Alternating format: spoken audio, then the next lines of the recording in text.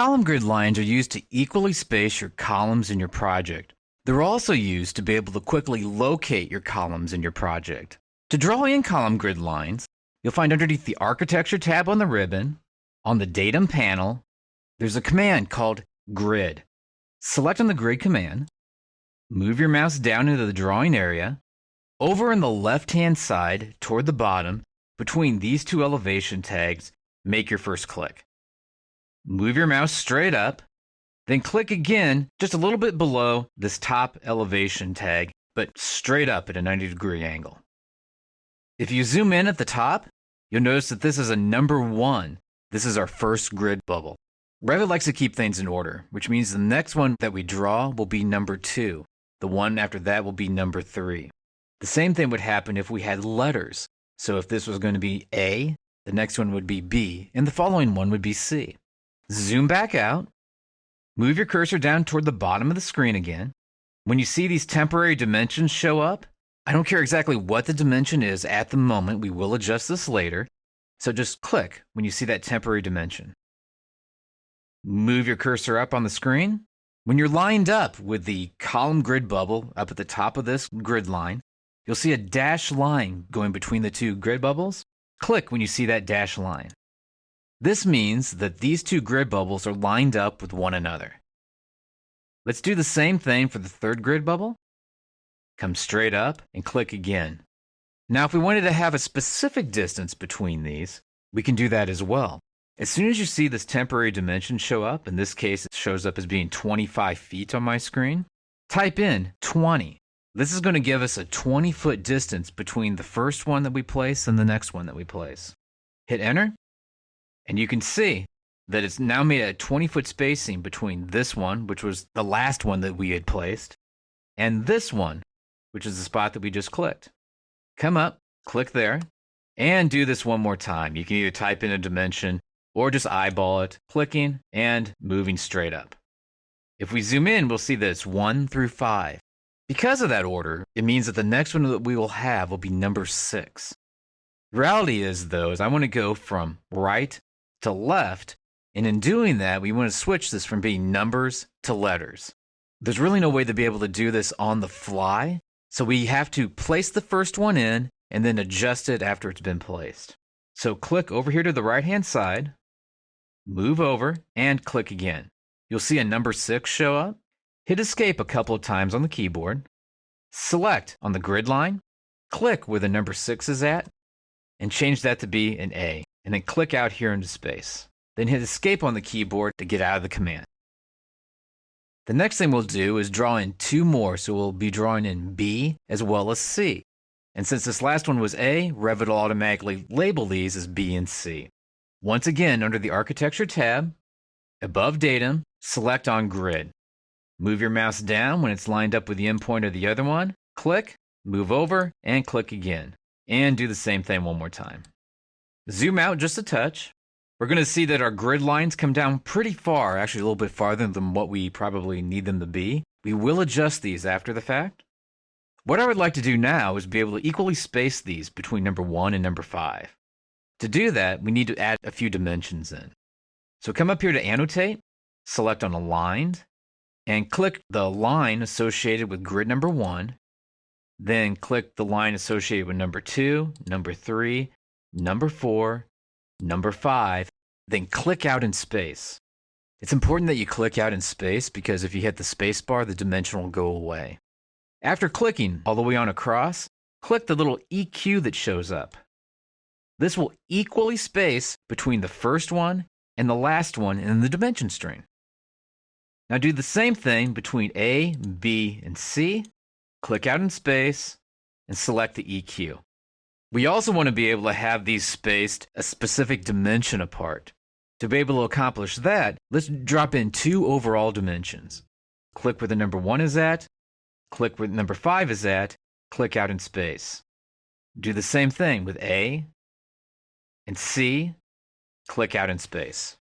When you're done with that process, hit escape a couple times on your keyboard to get out of the command.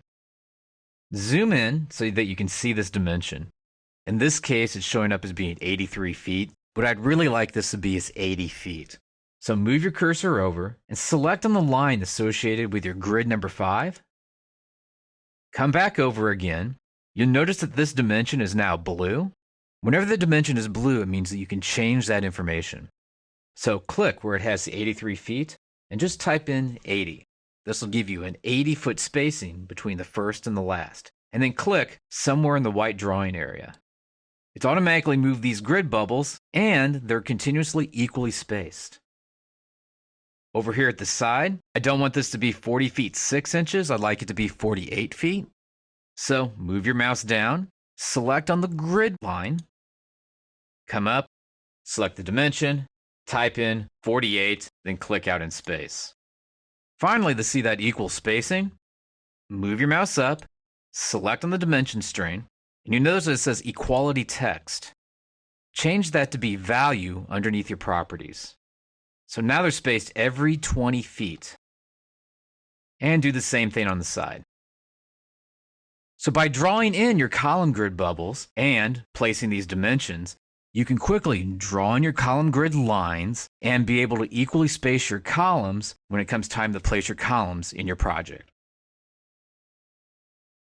Revit has two main column types. One is considered a structural column, the other is considered an architectural column.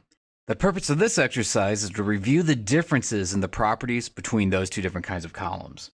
We can start off by coming underneath the Architecture tab, finding the pull-down menu for column, then selecting Structural Column off of the list. The first difference between a structural column and an architectural column is the actual structural properties and dimensions of that column. In this instance, we'll be able to find that underneath Edit Type once the command has been selected. Here we can find the dimensions associated with the column, as well as area, weight. That's the kind of information that architectural columns do not contain. You can select on OK to this. Next, over here on the ribbon, we can see that there's two different kinds of columns that we can place. One is a vertical column, and the other is a slanted column. All architectural columns by default are automatically vertical. If you want an architectural column to slant, you have to model it that way in the family editor. Structural columns are not that way. Structural columns you can have be vertical or slanted simply by clicking on the icon up here at the top of the screen. Another difference between an architectural column and a structural column is here in the options bar, where we can see this is 1-click and 2-click. Structural columns, when slanted is chosen, will allow us to click once for the base and second for the top of the column. By doing it this way, we'll be able to specify the point where that column will begin, as well as the second point in order to be able to create the slant. Architectural columns natively inside of their properties already have that built in. If we select back on vertical, we'll see that the only option that's available to us now is going to be either depth or height. Make sure that height is chosen for this exercise so that the column will go up when it comes time to draw it. Another special feature associated with just structural columns is at grids and at columns. At columns will automatically center structural columns anywhere an architectural column is located at. At grids will automatically center the structural columns any place a structural grid is located at. Let's go ahead and take a look at grids. So select at grids off of the ribbon. Zoom in slightly to the small structural grid that we have drawn in place. Left click once and hold the mouse button down. Highlight over the structural grid. When we let go of the button, this particular column size and type will then get placed at each location where this structural grid is crossing each other. So let go of your button. You'll immediately see each of those columns in place and click the big green check mark. That's a feature that architectural columns do not have. They cannot automatically attach themselves to structural grids because they're simply architectural and they're not structural in their nature. If we would move a structural column, though, up here and have it touch a wall, and then select any place along the wall, one of the things that you'll notice about the structural column, if you hit escape a couple of times to get out of the command after placement, is that the structural column will just sit there. It doesn't change. It doesn't have any property differences associated with it. On the other hand, this is one of the major differences with architectural columns. If we look underneath Architecture, click the pull-down list and select the architectural column. The fact this is rectangular doesn't really matter. This could be any style of architectural column, no matter how ornate, and it would still have these properties when it comes time to select against this wall. Architectural columns, unlike their structural counterparts, if they touch a layer of material, they'll automatically take on the properties of that layer of material that they're touching along walls and surfaces. This allows us to do such things as pilasters very quickly and easily using architectural columns. You'll also notice with architectural columns that we don't have all the rest of those tools that we had available with our structural columns.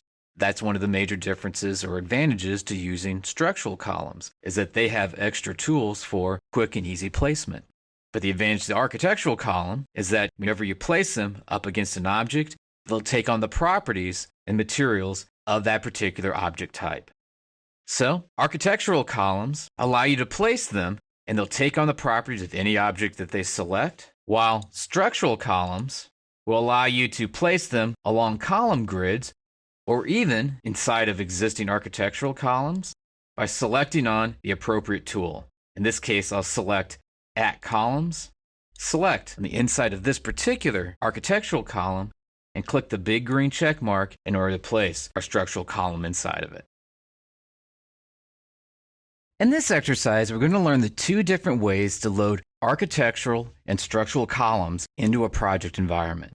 To do this, move up here to underneath the Architecture tab, come over here to where we have Column, expand this out, and execute the Architectural Column command. You'll notice that underneath the Type Selector list under Properties, we currently only have a rectangular column loaded in our project, and it happens to have 3 different sizes associated with it. What I'd like to do is load in a round architectural column into the project.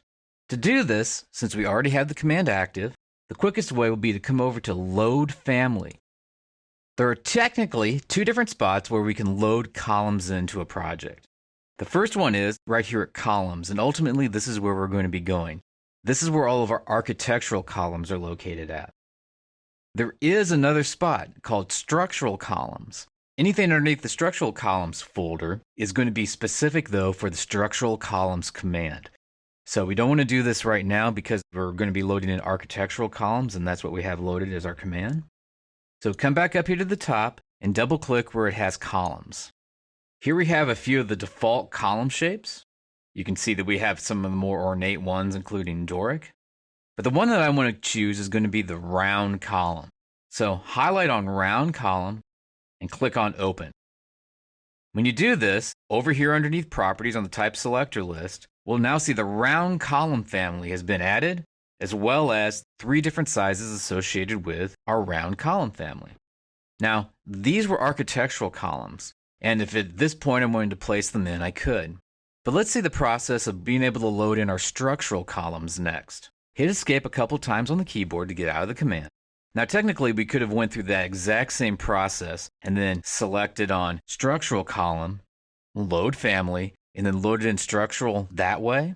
The other option, though, that we have is instead of coming through the command itself, is to come up here to the Insert tab and selecting on Insert and simply selecting on Load Family. Find that Structural Column folder, double-click on it. Next, find the shape that we want to be able to load into the project. I'm going to double-click on Steel in this case. We can see the different shapes that are available. I'm going to choose the very bottom one, the W-wide flange column, and click on Open to that. Now, unlike that architectural column, once you load that family in, it will load all the sizes in as well if you don't have the defaults changed from what they are. By default, with structural columns, you'll get a list of all the different sizes that are available. So instead of loading all those sizes in at once, the structural columns will allow you to choose which sizes you want to be able to load off of the list. And you can see that you have basically the entire structural steel catalog and its sizes loaded here into the project. Just so you can see it, I'm going to highlight on the very last one, the W4x13, and click on OK. It may give you a big warning message saying, do you want to override the existing version? And that's okay. Go ahead and do that. It's not going to actually hurt anything. Basically, it's saying there's already a W-size column load it into the project? Do you want to add extra sizes to it? And we're going to be told yes to that question. Now that we've done it, you'll notice that it's not automatically trying to place it because we're not actually automatically in the command. We would have to once again come back underneath Architecture, execute the Structural Column command, go to the pull-down menu, and right here where we have the W4 by 13, this is that new size that we had selected off of the list. And if we would pick it, move over into the drawing area to place it, we would now have that W4 by 13 column inside of our project. So just remember, there's two different ways to be able to load your different kinds of families related to columns into a project. The first way is to actually activate that particular command and select on Load Family. The other way that you can load in families, in this case column families, into your project is to move over to the Insert tab, click on Load Family, and find the appropriate family style off of the list. In this exercise, we're going to place architectural columns inside of our project. To begin, come over here to your project browser and make sure that you have your Level 1 floor plan up. Next, underneath the Architecture tab, go to Columns, select on the flyout menu, and then choose Architectural Column off of the list. And I'm going to move down and select the Properties tab. We can see that we have round columns and rectangular columns available to us. This pull-down list is the type selector list, and the type of column that I want is a 12-inch diameter round column. So select on the words 12-inch diameter, and that's going to now place that kind of column inside of our project. You'll notice that Moves with Grids has a check mark. What this means is if these grids that we're getting ready to place our columns on should move, the column will move along with it. Now, zoom in just a little bit so we can see each of the lines that are crossing each other. Also, take special note up here on the options bar. Make sure that this spot right here says height instead of depth. If it says depth, the columns will go down. We want all the columns to go up. Also make sure that where it has level 2, if yours says a different level or if it says unconnected, verify that this is level 2 because that's the height that we want the column to be, going from the first floor or level 1 up to our level 2 elevation. Once you've done those things, zoom in a little, and where these two lines highlight in blue, it'll almost feel like it snaps in place. Click in order to place your first column. Continue to do this with your architectural columns in each location on the structural grid. The command will actually stay active, so as you're moving around, you'll be able to click again and again and again. You want to make sure that in fact you do get the intersection of the structural grid as you're placing your columns in place. Now, a special note to be aware of, because height and level 2 has been checked, that means that these columns, even though they look two-dimensional in plain view, in fact have a height of whatever is associated with our level 2. To see this better, if you move to your project browser and open up your south elevation view, you'll now see each of those columns coming up to level 2. Also, if you move up to the top of the screen, you may have a little house up here. If not, and you're like me and you have the double arrows, just select on the double arrows and then pick on that little house. The little house is the default 3D view, and that'll take us to a 3D view of your columns. And these are all the architectural columns that we just placed. So remember, when it comes time to place columns, go to the Architecture tab, choose the type of column you want to place, in this case architectural. Make sure that on the type selector list you have the type of column that you want to place selected. Then make adjustments on the options bar as far as where you want the base level of your columns to be, as well as how tall you want your columns to be. Then select in each location that you want your columns to be located at, and this will place your columns at the right height in the right locations inside of your architectural model. In this exercise, we're going to learn how to copy columns from one floor up to the next floor. Now, the reason why you'd ever want to do that is because when you first model a three-dimensional column like this, you want it to be modeled to real-world dimensions, such as if that column only goes from the first floor up to the second floor, you want to make sure that it's modeled that way. Then, on the second floor and the third floor, you want to copy those columns up and stack them on top of each other. We can see this a little bit better if we flip to a south elevation view underneath our project browser. So under the project browser, find elevations and double click on south. In this case, we can see that we have our different columns and they're going from the first floor up to the second floor. Now I want to have the ability to copy these from second to third and then third up to the fourth floor. In this case, the fourth floor is actually our roof level.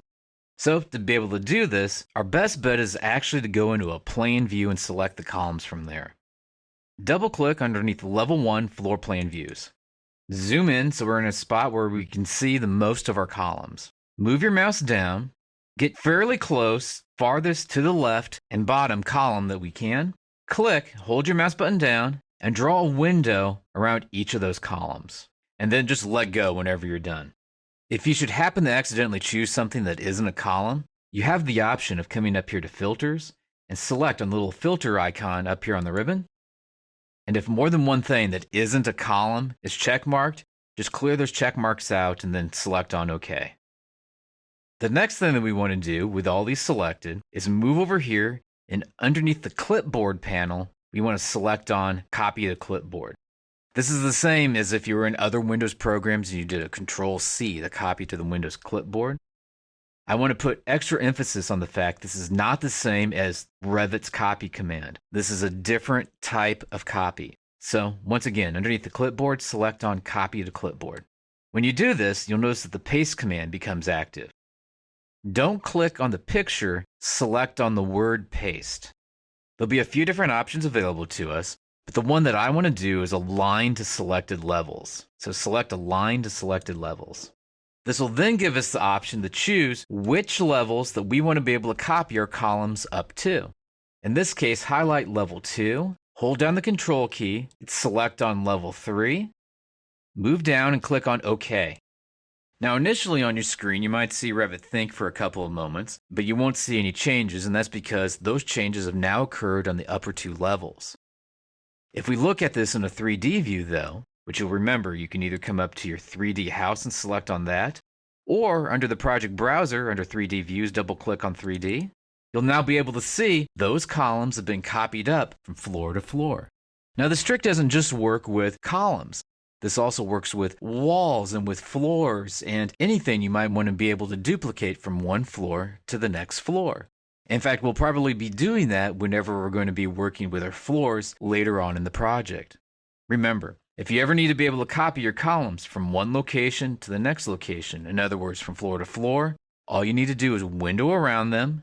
After they've been selected, come up, select on Copy the Clipboard, then Paste, Align to Selected Levels, choosing the levels you'd want your columns to go to. Now I'm going to come down here to South and double click on that. And you'll see each of your views update and your model as a whole will update with those columns in the appropriate locations.